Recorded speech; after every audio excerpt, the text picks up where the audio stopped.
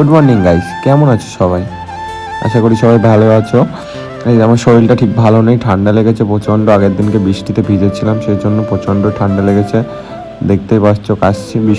এখন যাবো ব্রাশ করতে, ব্রাশটা করে শুরু করে দিলাম গাইস। ব্রাশটা করার পরে মুখ ধুতে গেলাম। মুখ টুক ধুয়ে টুয়ে নিয়ে তারপরে আমাদের এখানে ভালোই বৃষ্টি হচ্ছে। তোমাদের দিকে বৃষ্টি হলে কমেন্ট করে জানাও। এই ছাতিটা নিয়ে বেরোচ্ছে আস্তে আস্তে।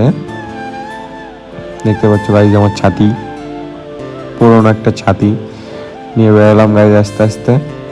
আমাদের বাড়ির সামনে রাস্তা এটা, এই যে দেখতে পাচ্ছ। ছাতিটা নিয়ে আস্তে আস্তে যাচ্ছি দোকানের দিকে।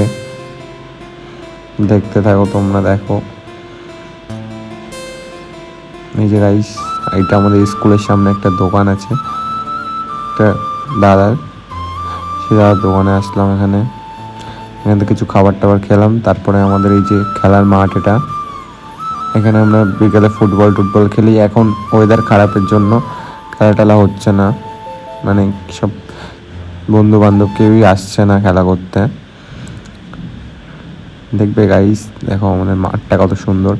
এই যে সব বন্ধু বান্ধব মাচার এখানে বসে বসে তাস খেলছে।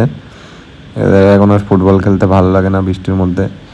এই তাস খেলাও শেষ হয়ে গেল, আবার বাড়ির দিকে যাচ্ছি।